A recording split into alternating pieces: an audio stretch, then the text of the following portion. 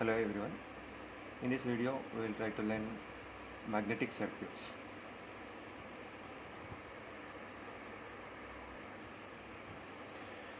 To understand this magnetic circuit, initially I am taking straight conductor in the sense wire which is having like this, right? This is straight conductor. If I inject current into this conductor in this direction, right, whenever this current is flowing through this conductor in this way, Ørsted found that current flowing conductor produces magnetic flux around it, right? So the magnetic flux around it can be identified, that means magnetic flux direction can be identified by using right hand thumb rule. So in order to find magnetic flux around the conductor, we need to apply this right hand thumb rule. Means you have to project your thumb in the direction of flux, in the direction of current, and remaining forefinger curl represents flux direction, like this. So your current is represented by thumb direction, and this forefinger curl represents flux direction. So if I draw that, it is going to be like this. So flux around the conductor is going to be like this, right? Similarly, we need to understand flux produced by coil also. So here we have taken conductor as a straight wire, but if we make this wire as a coil, how it is going to produce flux line, that we need to understand, right? I have taken one iron bar like this, and on this iron bar I am going to place winding, that is coil.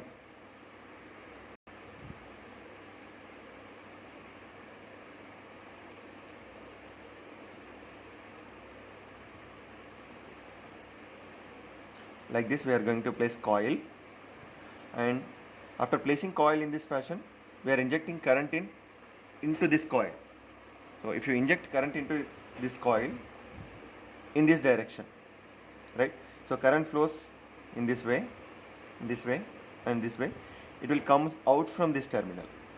So for this current direction and for this type of placement of coil, if you want to determine flux direction, again we have to apply right hand thumb rule, but this time we have to represent forefinger curl as a current direction and thumb projection represents flux direction, right? In straight conductor, what we did, we have applied thumb projection in the direction of current. So remaining forefinger curl represented magnetic field direction around the conductor. But when it comes to coil, we have to take in reverse way. We have to represent forefinger curl in the direction of current and thumb projects direction of the flux. So if you apply this forefinger curl like this, if you apply forefinger curl in the direction of current in this way, and this thumb represents flux direction, so flux is going to come outside in this way. So if I represent that flux, then it produces like this. Those flux lines may have path like this, right? So flux lines will flow like this. Like this flux lines can flow, right? Huge amount of flux lines can flow, but for understanding purpose and for simplicity purpose, I am showing very less amount of flux lines, right? So like this, right? Both are having same structure. Here it is missed, but need to consider it as same amount of flux can be produced here, right? So this is how whenever current passes through the conductor, flux can be produced, right? In a straight conductor, flux can be produced in this way, which can be applied by using right hand rule, right hand thumb rule, or right hand grip rule. And here also I have taken conducting wire in the form of a coil, right, which is wrapped around iron bar. So for that one, if I inject current in this direction, then flux produced by the coil is having this direction, right? So from this one I can say this region is acting as a north pole and this region is acting as a south pole, right? So in this way we can prepare electromagnets, right? Actually this can be called as an electromagnet, right? So this magnetic circuit behavior we will try to understand by taking one rectangular core, right? That rectangular core is going to act as magnetic circuit, and by taking that core we will try to understand what are the parameters are going to exist inside that. right? So for that one, I am taking one rectangular core like this, which is ferromagnetic material. This is ferromagnetic material, right? Ferromagnetic material. It is a ferromagnetic material. Ferromagnetic material. Ferromagnetic material, which is iron, right? On this ferromagnetic material, I am placing winding on one limb. Actually, this rectangular core is there, na? This vertical region we can call it as limb, and horizontal region we can call it as yoke. So I am going to place winding on vertical region, that is on limb, like this. So this is how I have wrapped winding around the limb like this, right? Now I am injecting current into this coil in this way. Let's I amount of current is injecting here, and this I amount of current is passing through n number of turns. And whenever I amount of current is passing through n number of turns, so if I represent current direction on each turn, it will be having direction like this. So according to this current direction, I can say flux produced by the coil is going towards upper side. Again I am applying right hand grip rule in this way. If I apply right hand grip rule in this way, flux produced by the coil is projected towards upper side like this, right? Current direction and my forefinger direction should be same for the coil, and thumb direction represents flux direction. So if I represent flux here, that flux is having direction in this way, right? So flux produced by the coil in this way, and which passes through this ferromagnetic material in this direction like this. So this is flux pi, right? So here, by using Ampere's circuital law, by Ampere's law, we can write an equation that current density in a conducting material we can represent with integral J ds, this surface integral, is equals to magnetic field intensity throughout this core, which is having some finite length, right? So that can be represented with H into dEl, right? And here we can write this current density through the winding is equals to amount of current, that is I amount of current, which is passing through n number of turns, na? So I can write it as N into I. And if I substitute this in place of integral J ds, we will be getting Ni is equals to, if you apply this integration to this, we will be getting H into L. More specifically, this H is nothing but core. H is magnetic field intensity. Actually, H is magnetic field intensity that is existing inside the core. So we can represent HC, magnetic field intensity in the core. So let me write here HC, magnetic field intensity in the core. And we know that magnetic flux density in the core, BC is equals to mu into HC, right? Mu into HC. We have a relation between magnetic field intensity and magnetic flux density. Magnetic field intensity is HC, BC is magnetic flux density. So from this relation, I can write Ni is equals to BC by mu into L. So here we need to understand what is this mu. So here mu is permeability,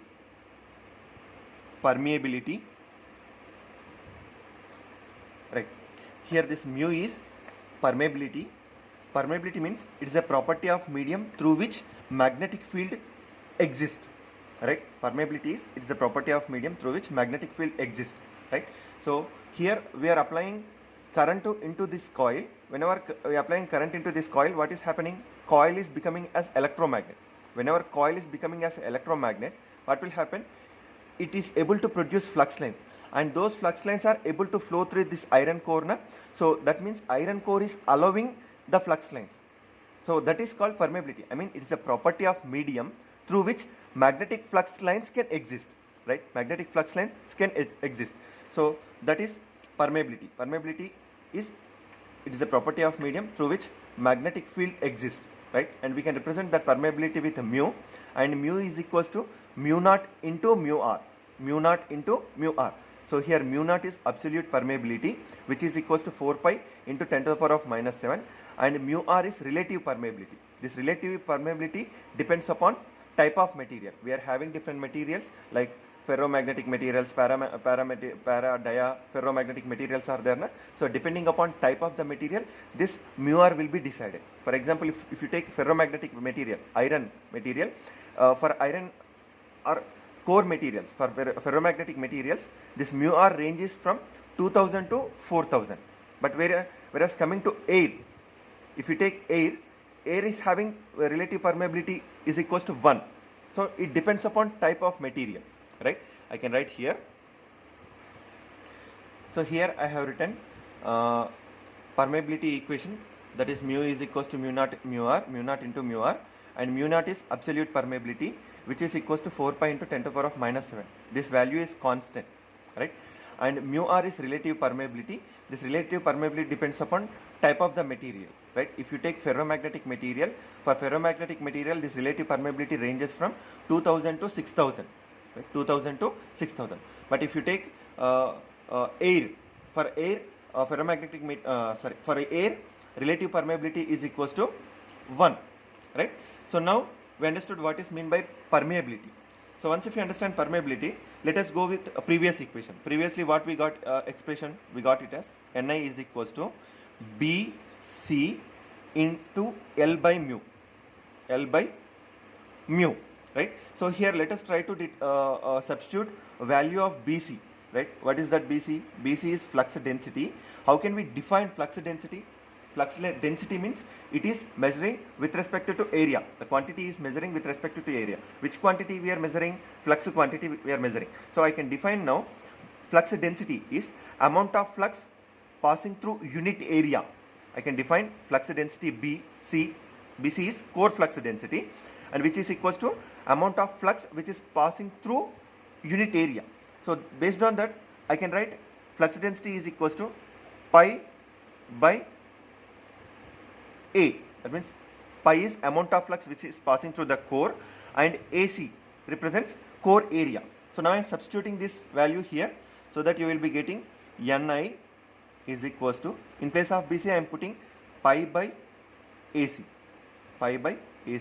into L by mu. If I rewrite this expression as Ni is equals to pi into L by mu into mu, in place of mu I will directly put mu naught into mu r into AC, right? So this tells that, this equation tells that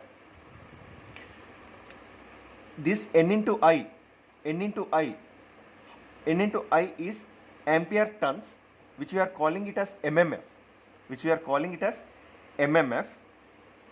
mmf is equals to pi is flux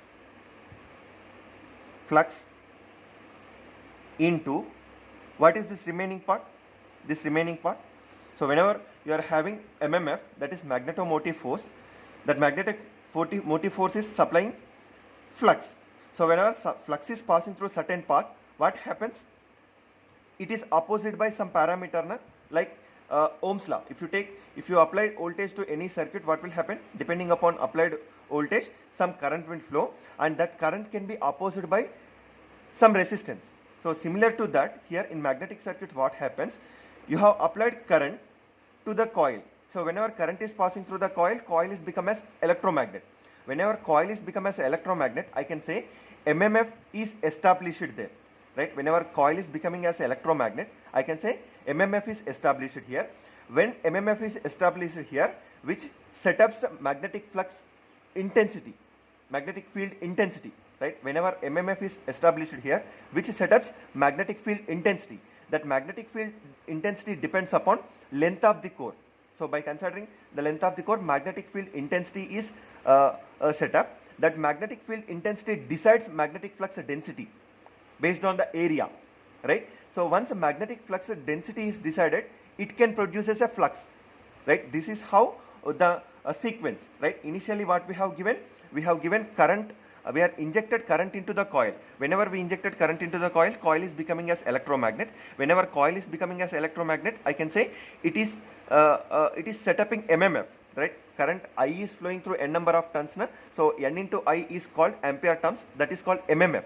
So MMF is established here, that MMF can set up magnetic field intensity based on the length of the core, and this magnetic field intensity will create magnetic flux density based on the area, right? So and this magnetic field flux density will produce flux.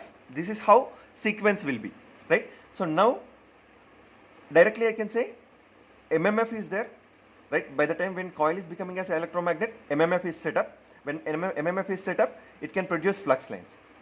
So these flux lines can pass through the core. Whenever these flux lines are passing through the core, some parameter can oppose it. That parameter we can call it as reluctance. So now from this discussion, I can write reluctance is equals to reluctance.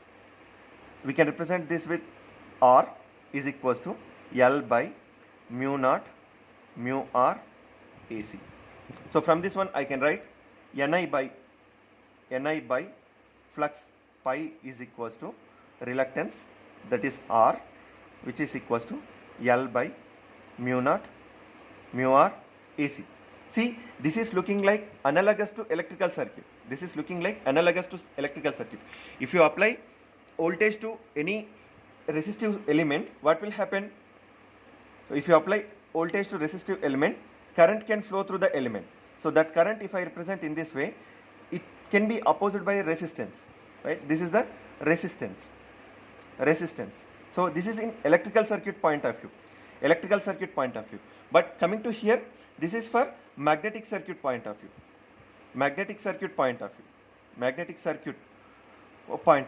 Right? So I can say these are the parameters analogous to electrical parameters, right? These are the parameters analogous to electrical parameters, right? So what are those parameters? MMF is analogous to EMF, and current is analogous to flux. Sorry, here it should be flux. Flux should be analogous to current, and reluctance should be analogous to resistance, right? So this is how we can determine formula for reluctance, right, in magnetic circuits, right? So how in electrical circuit, when you give voltage to a particular element, how current is flowing through it, and how that current can be opposed by the resistance. In similar fashion, in magnetic circuit also, when you give current to the coil, what will happen? This current is going to make this a coil as an electromagnet. Whenever this coil is becoming as electromagnet, I can say some MMF is established here. So that MMF creates magnetic field intensity H. So that magnetic field intensity H will set up magnetic flux density in this core depending upon area, and that magnetic flux density will produce flux lines which is passing through this core. So this is how it happens. So whenever these flux lines are passing through this core, what will happen? That core can oppose that flux lines. That opposition nature, we are calling it as a reluctance, and that reluctance formula we have derived here. In this discussion, we have derived that reluctance formula, right? So this is how it will be determined. See, in this discussion, we have taken magnetic circuit as a closed path, right? In this discussion, we have taken magnetic circuit as a closed path. So if we introduce air gap inside this magnetic field, how the characteristics are going to be, right? So that we need to understand. So for that purpose, here I have prepared the derivation part already in order to save the time. So this is the magnetic circuit with air gap. See, I have introduced a small air gap which is around fractions of centimeters, right? Around like 0.04 centimeters or 0.06 centimeters or 9 centimeters like that. Fractions of centimeters air gap I have introduced here, but in order to show it clearly, I have drawn bit large air gap here, right? Practically it is very small, right? So now I am taking magnetic circuit with air gap. So I have arranged the same thing, right? I have taken some n number of turns which are wrapped around the limb, and I am injecting current into this. So when I am injecting current into this, coil is becoming as electromagnet. Whenever coil is becoming as electromagnet, I can say MMF is set up, right? MMF is established here.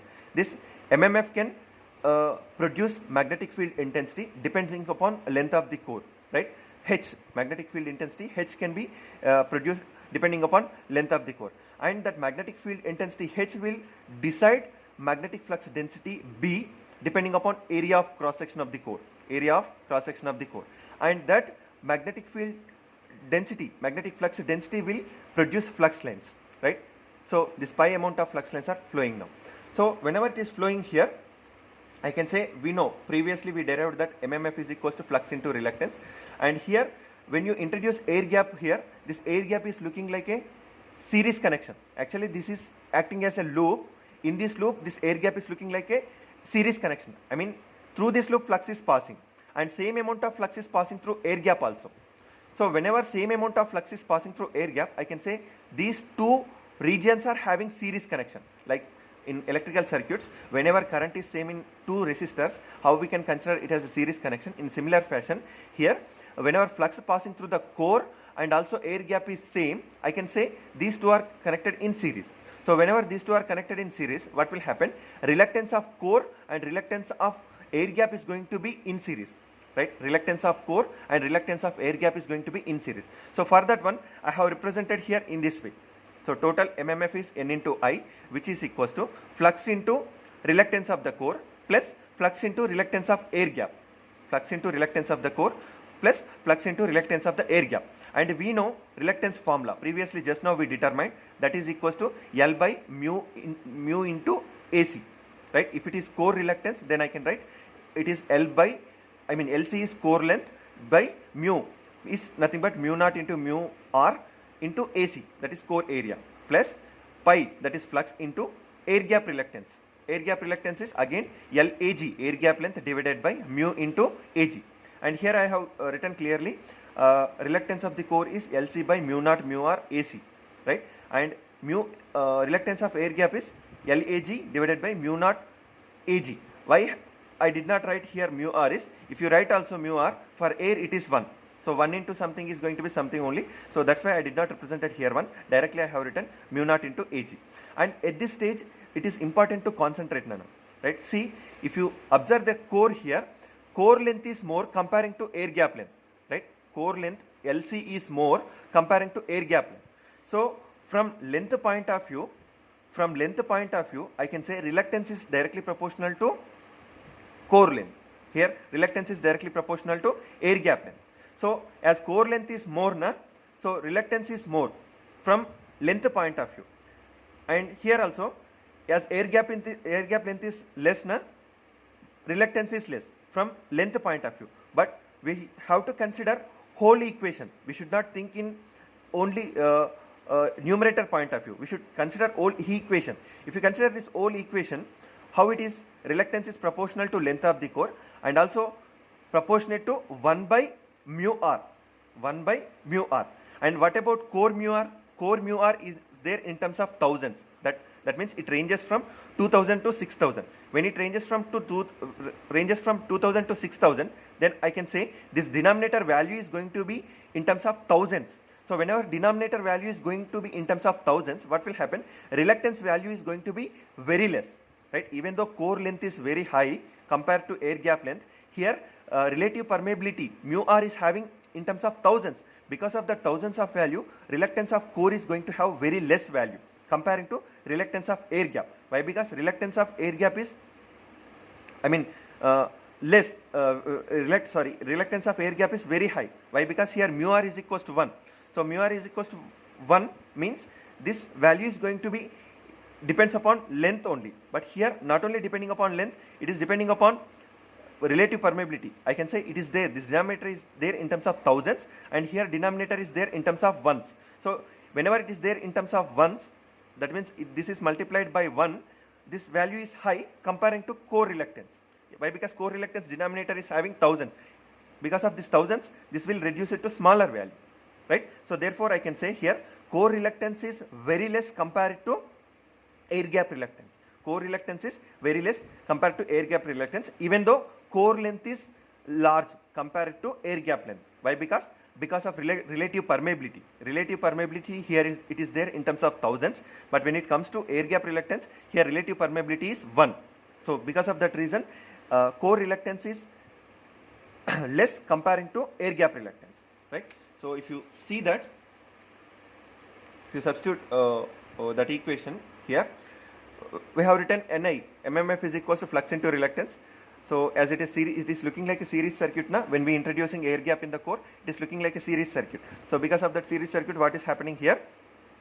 I have written equation like this: Ni is equals to pi into Rc plus pi into Rag. And from this I have taken pi outside, and pi is equals to, I can write Ni by Rc plus Rag. And from this one I have taken Rag outside, common. If I take Rag outside, then here we will be getting 1. That 1 I have written first, plus then Rc by Rag I have written, right? And just now we understood that Rc value is very much less than Rag. Reluctance of core is very much less than Rag. And if you find this ratio, Rc by Rag ratio, its value is very, very less. It is going to be very fractional value. If you add that fractional value like 0.001 to this one, it is almost equals to 1 only. So whenever it is almost equals to 1, then this denominator is going to be Rag is equals to 1. So that finally we will be getting Rag. So here what we need to understand, whenever core is there with air gap. Whenever magnetic circuit is there with air gap, if your magnetic circuit is there with air gap, in that air gap reluctance is more dominant. Air gap reluctance is more dominant. Even though that air gap is very less, air gap reluctance is more dominant. So that's why finally we can write flux is equals to MMF by air gap reluctance, right? That is what I have written here. In magnetic circuit, if air gap is there, then the air gap reluctance is more than core reluctance, right? So here that's why we got a ratio core reluctance to air gap reluctance is very much less than 1, right? It is very much less than 1. So it may be in terms of fractions like 0.001, something like that. So if that value if you add to 1, then there is no effect. It is almost equals to 1.0001, which is equals to 1 only. So because of that, here this ratio is neglected. I mean, if you consider that value also, there is no effect now. So it is neglected. If it is neglected, then Rag into 1 is Rag only. So that's why we got flux pi is equals to Ni by Rag, right? So this is about magnetic circuit including the air gap. So this is about the magnetic circuits. So we understood what is how magnetic circuit is going to become and behave, and what are the parameters are going to exist, right? So related to this topic, if we do one problem, then we will get complete awareness on this topic. I mean, why we are studying this, right? So for that one, I have prepared one slide here in order to save the time. So let me quickly go through this. See, I have taken one problem here. The magnetic circuit is following dimensions like this.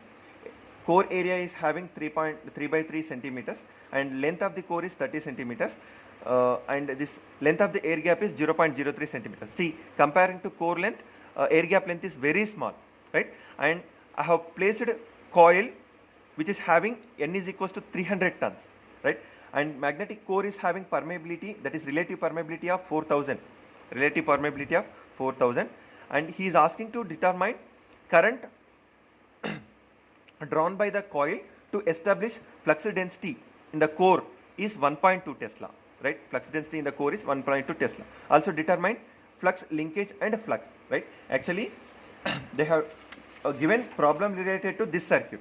They have given problem related to this circuit, right? So core area they have given, and core length they have given, air gap length they have given, number of turns they have given, and in order to use this setup in certain application, they require magnetic flux density of 1.2 Tesla. They require magnetic flux density in the core is equals to 1.2 Tesla. So in order to establish magnetic flux density 1.2 Tesla in this core, he is asking to determine how much current it requires, how much current this coil draws. So that is what they are asking. So for that one, we have determined solution in this way, right? Just now we have derived expression. So in that total reluctance that is RT is equals to core reluctance plus air gap reluctance. Why? Because we have considered that circuit as a series circuit, series magnetic circuit. So RT is equals to RC plus REG, and we have written here reluctance formulas LC by mu naught mu R AC plus LAG by mu naught mu R AG. I have substituted all the values here. Before substituting that, we have to understand that in a given data, they did not mention air gap, area of air gap, and also they did not mention flux density of air gap. So as they did not mention area and flux density of air gap, so I am assuming that core area is equals to air gap area, and core flux density is equals to air gap flux density. As they did not mention in the question, so that's why I have taken this assumption, right? So by taking this assumption, I am substituting all the values, right? If you substitute all the values here in this expression, in this formula, LC is equals to 30 centimeters, so 30 into centi means 10 to the power of minus 2, right? Divided by mu naught is 4 pi into 10 to the power of minus 7, mu r they have given it as 4000, into area they have given it as 3 by 3 centimeter square, right? 3 by 3 centimeter square. So 3 by 3 I have substituted. Centimeter square means 10 to the power of minus 4. Centimeters means 10 to the power of minus 2. But they have given centimeter square. Area is there always in terms of centimeter square or meter square. So because of that square, we are getting here 10 power minus 4 plus LAG. LA is equals to, they have given 0.03 into 10 to the power of minus 2 divided by mu naught 4 pi into 10 to the power of minus 7 into mu r 1. Air gap relative permeability is 1, right? So that's why I substituted here 1 into area of the air gap. We have taken area of air gap is equals to area of the core. So that's why I substituted same value 3 by 3 into 10 to the power of minus 4. And if you do the simplification, you will be getting these values. And finally, we can get total reluctance is equals to this value. Total reluctance is equals to this value.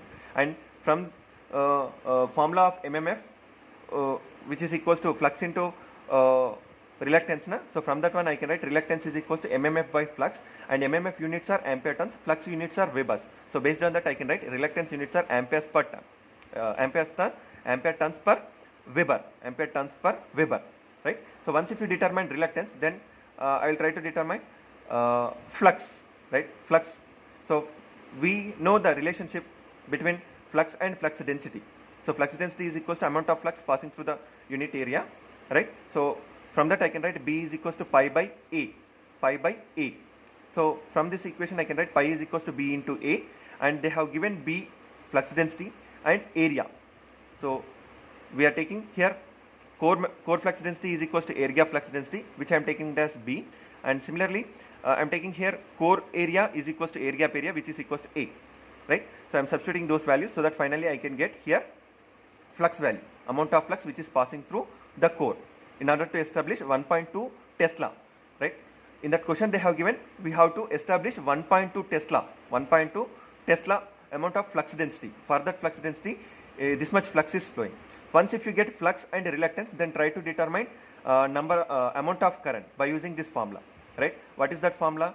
Our formula is MMF is equals to flux into reluctance. So here reluctance I have written it as total reluctance. So MMF is N into I is equals to pi into RT. So from this one I can write I is equals to pi RT divided by N. I is equals to pi RT divided by N. If you substitute that values here, you will be getting current, that is 1.194 ampere. So in order to establish flux density of 1.2 Tesla, it requires 1.194 amperes of current, right? So this is how we can determine current. And in that question they have asked you to determine flux and flux linkages. So flux we have already determined, and coming to flux linkages, flux linkage can be represented with psi symbol or lambda symbol, which is equals to N into pi. So N value is 30, pi value we got it as 0.00108. So if you substitute and if you simplify, you will be getting 0.324 Weber's turns, right? So this is about complete details of magnetic circuits. If you understand this video completely, please like this video and subscribe my channel and share to your friends. Thank you very much.